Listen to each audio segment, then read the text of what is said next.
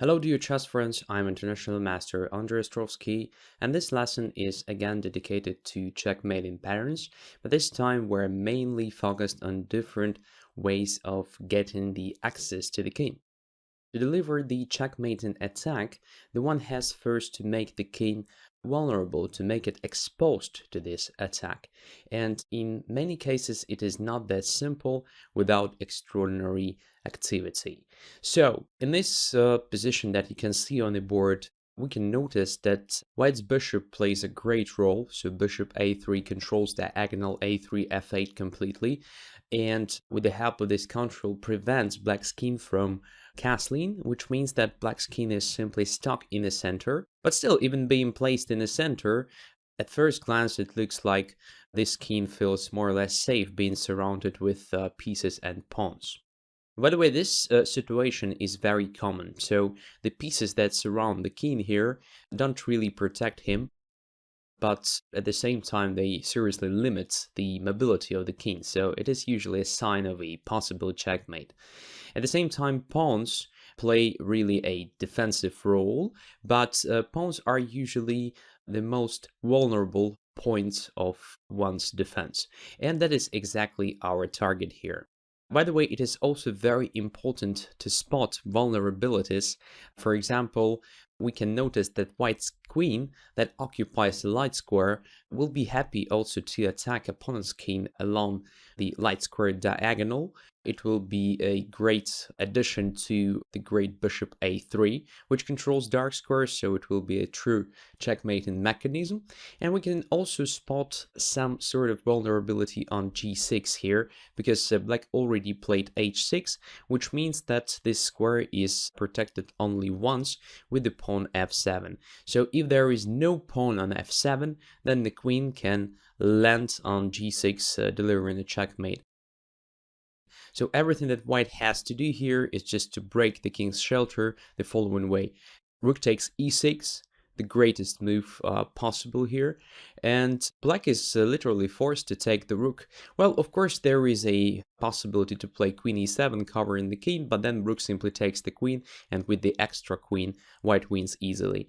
And what happens after f takes e6, white reaches the goal, so now the king is no longer that safe on e8, there is no defender on f7, so the whole diagonal h5, e8 becomes vulnerable, but what white really needs here is only one square. It is g6 to occupy it with the queen, and now there is another typical checkmating pattern, so queen attacks the king along the light square diagonal, another diagonal, and hence some squares, some key squares on this diagonal are controlled by the bishop, and other pieces simply betray the own monarch, preventing him from occupying squares like d7 and d8 in this particular case. It is a checkmate.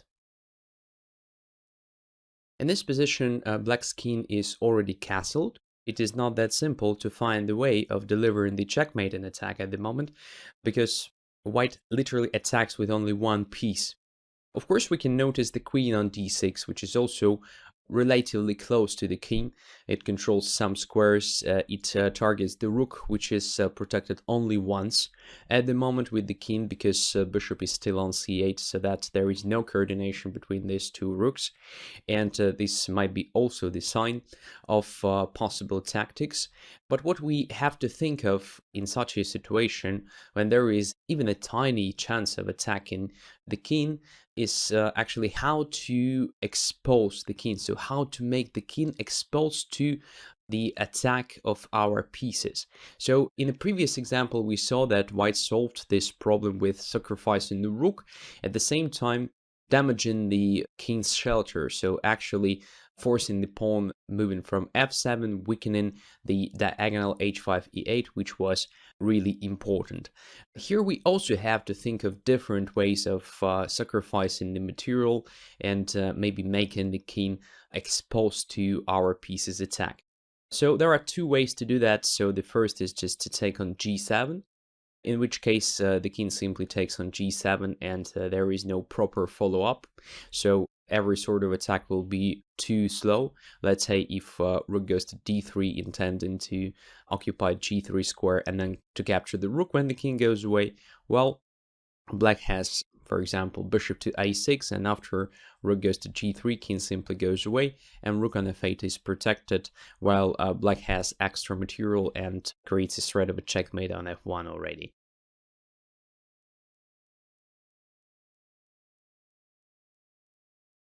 So another way to do the same, so actually to get rid of the pawn g7, which looks very tempting to capture actually, or to force going away from the board, is knight to f6. So knight goes to f6, extremely efficient way of making the king exposed to our piece's attack in this particular case, because first of all, black can't avoid taking the knight, so that making the g file open, because if king goes away, then queen takes the rook immediately with the checkmate.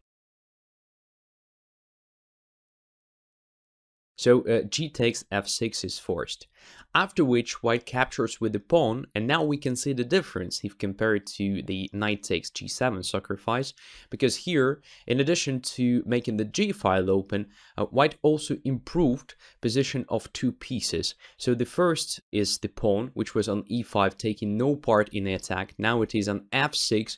It is a typical checkmating pattern, well, at least a great part of it. So now the pawn controls e7 square and g7 square, which makes possible different checkmates. And at the same time, the position of the queen seriously improved, because now the queen is no longer limited with this pawn, so that it has the direct access to the g file. So there is a threat of queen g3 check if nothing else works, and then queen g7 checkmate.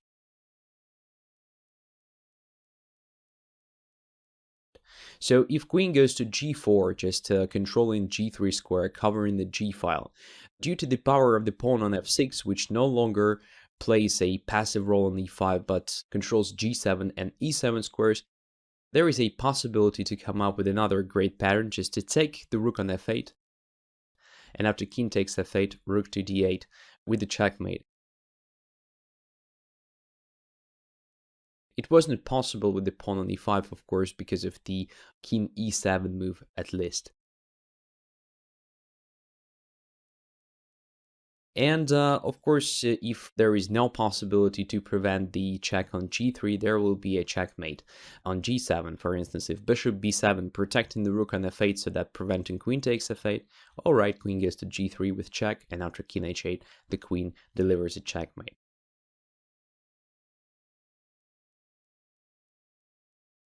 So once again, the checkmating attack started with the move, actually the sacrifice, but at the same time the point is to make king's shelter less safe by simply damaging the pawn structure there, so for example grabbing one of the pawns. So sometimes it is being combined with also improving own attacking units, like here. So not only g7 was grabbed, so that making the king vulnerable along the g file, but also the pawn came to this great f6 square, and the queen became much more mobile. In this example, black has extra material, but it doesn't matter because position is very sharp.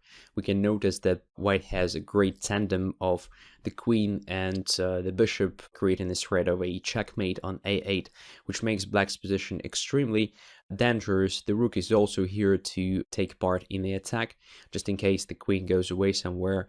There are some interesting ideas connected with rook b6, but of course, the main threat is queen a8, which makes the position very tempo demanding one, so black has to find a quick solution which at the same time saves tempi or wins tempi. So we can notice that white's king is also not that cool, so it is already on h3, very odd position for a king, and at the same time it is actually covered by only pawns, and this is a great chance for black to make the king exposed to the further attack.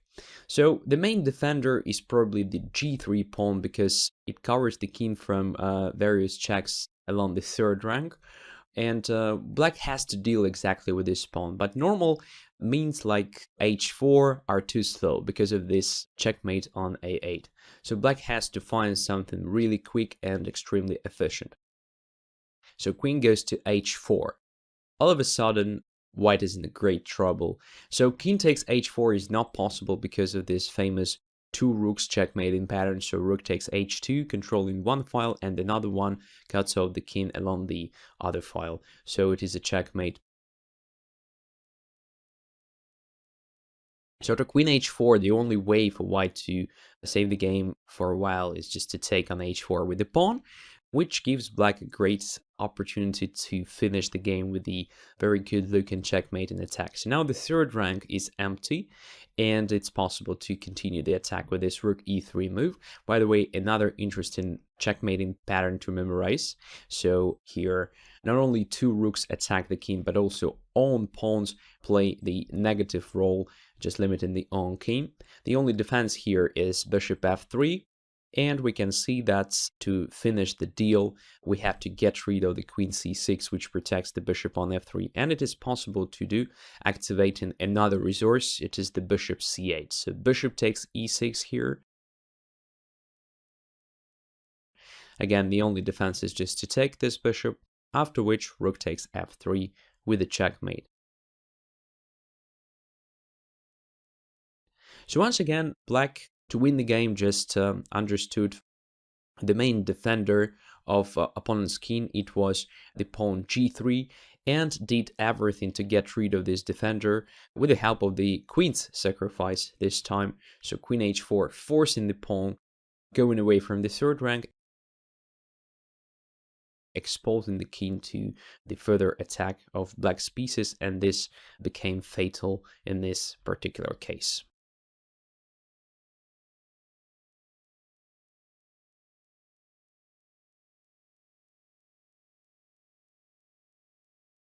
Another interesting example, very typical one, we can see that white attacks heavily with the pieces on the king side. So we can notice the queen, the rook, pair of bishops.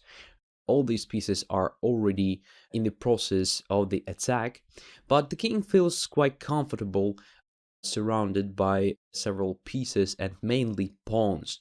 So we should remember that when we attack, we have to open up files. And in many cases, it is done by just pushing on pawns, just to force some exchanges, and this usually inevitably leads to opening some of the files. But sometimes it is possible to do with the help of pieces. We already saw several examples when the sacrifice of the piece somewhere on the side where you attack can force exactly what you want. So opening up of files, making the king less protected. So here we can see that the key pawn is actually g7, because this pawn helps to protect the knight f6, and this knight in its turn protects the h7. So if there is no pawn on g7, white's attack will be like automatic. And of course, in such a situation, white has to consider the possibility of sacrificing the rook on g7, because it leads to opening up not only the g file, but also making diagonal a1, h8 much more vulnerable. So rook takes g7 is a great possibility here. So now we can see that the knight is already under attack. By the way, without the pawn on g7, there is a potential pin of the knight with the bishop e5, which is also very important. For example, if black ignores the rook on g7 and comes up with the counter attack, so queen goes to a5 to create some threats on the queen side, there is, by the way, a checkmate possible after that. So after bishop f6, queen a2, king c1, bishop a3 leads to a checkmate. So bishop f6 is simply not possible here.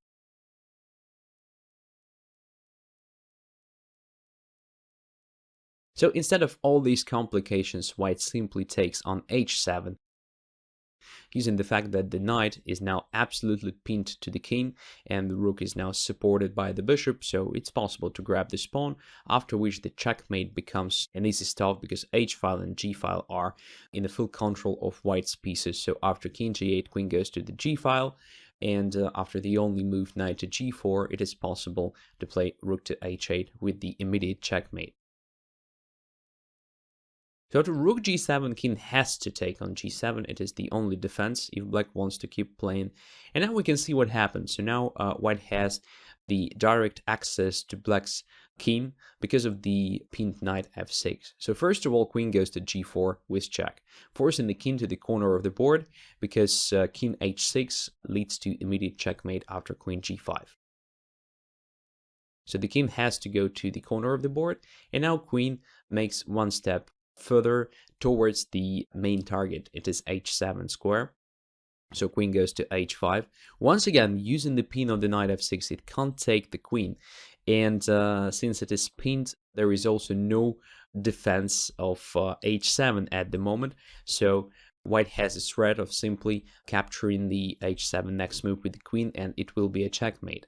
So black has no defense here because everything is placed very, very bad.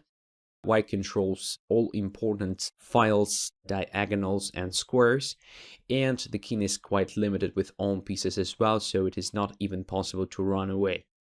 For example, if, let's say, king goes to g8, then bishop takes f6. So now there is a threat of queen h7, or bishop h7 checkmate, or even queen g5 checkmate. So if bishop takes f6, queen h7 works.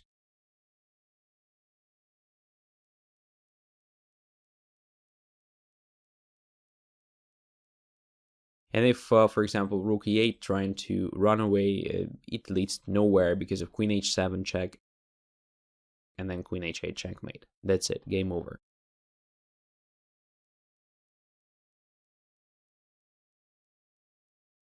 And if black just waits here, for example, plays h6, then after queen h6, king g8, again the same, bishop f6, eliminating the last defender of the king's side. And black is hopeless here. After bishop f6, queen goes to h7 with a checkmate. So once again, let's have a look on the initial position. As you can see, our target is either g7 or h7. As for h7, it is not that simple to attack this pawn and this square because black has a good defender, the knight. And if we take this knight easily with the bishop, then after bishop takes f6, okay, what to do? If queen goes to h5, let's say, attacking the pawn, it's possible to play h6, just preventing everything. If queen goes to e4, attacking this h7, then just g6, also covering everything, and black's position is quite solid. It's very hard to break through there.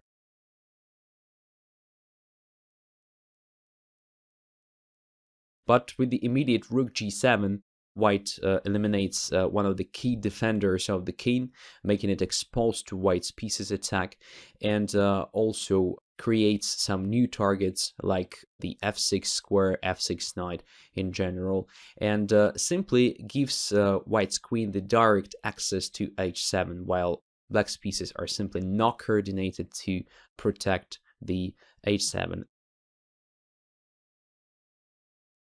And the final example of this topic. So we already understood how it is important to break the opponent's king's shelter to make it exposed to our pieces attack. So it usually leads to delivering the checkmate in attack if our pieces are coordinated well. So in this position, however, it's not clear how to break through immediately. This position looks very strange because at first glance black's pieces are not coordinated well. But in fact white has the same problem, so the bishop is on c1, it's not possible to develop it quickly, which means that rook on b1 is also stuck, so white has only one active piece, it is the queen, while black has the possibility to develop the own bishop quickly, and the rook on h8 might be very, very active, just staying there in the initial position because black has very good resource of h4 move. So sometimes you don't need a sacrifice to open up files against opponent's king. So here it is a typical way of doing it, just to use your pawn. Now inevitably position becomes open because there is a threat of taking on g3 with check, after which h file becomes open, g file becomes open. A lot of squares that are protected at the moment become possible for black's queen to occupy, and there are a lot of different checks possible, which is also very important. And white has no chance to keep position closed because if g4, let's say, then immediate queen f3 leads to a checkmate. If g takes h4, then the same, so queen goes to f3 with the checkmate. So white's king is placed very, very badly, it's clear. So what white tries to do here is to simplify a position, so the only check that white has at the moment is queen to c3, and now black's king goes to d7. Strangely enough, but in this situation it is the best square for the king, because here it hides from white's queen's further checks and actually feels very, very comfortable. So queen goes to e5, hoping to exchange queens, because without queens it will be very hard for black to deliver a checkmate, but black has a tempo solution here. So pawn takes on g3 with check from the rook, so there is no time to capture the queen on e4. King is forced to take g3, and now black simply gets to the king with the help of a nice sacrifice. So rook goes to h3 here, deflecting the king from very important square f3. So here black delivers checkmate in all the lines. So the main one is to grab the h3, then queen f3 check, king goes to h4, and bishop goes to e7. So very typical pattern. So the queen controls these squares, mainly of light color, and the bishop controls dark squares, so that this great tandem delivers a checkmate. Well, of course, white can prevent a checkmate with the help of queen g5 here, sacrificing the queen, but this leads to a simply winning position after getting this queen. And as for other options, after rook h3, for example, if king goes to g4, queen g2 wins immediately. And if king goes to f2, then after rook h2, again, black delivers a checkmate after both king g3, queen g2, or king to the first rank, doesn't really matter where, and queen h1. So here black decided to uncork white's king's position with the help of h4, quite a standard way of opening files. So in general, you have to consider all possible ways of exposing opponent's king to your piece's attacks. Sometimes you can do this like here, so with the help of simple pawn move, trying to open up files. Sometimes you need to sacrifice your pieces, but doesn't really matter which method you use. You have to calculate everything accurately, and never forget that to deliver a checkmate, you have to make opponent's king vulnerable. Without that, it is not possible to checkmate opponent's king, and when it is vulnerable, there are usually a lot of different ways. So just think critically and you will be rewarded. Thanks a lot for your attention. See you next lessons.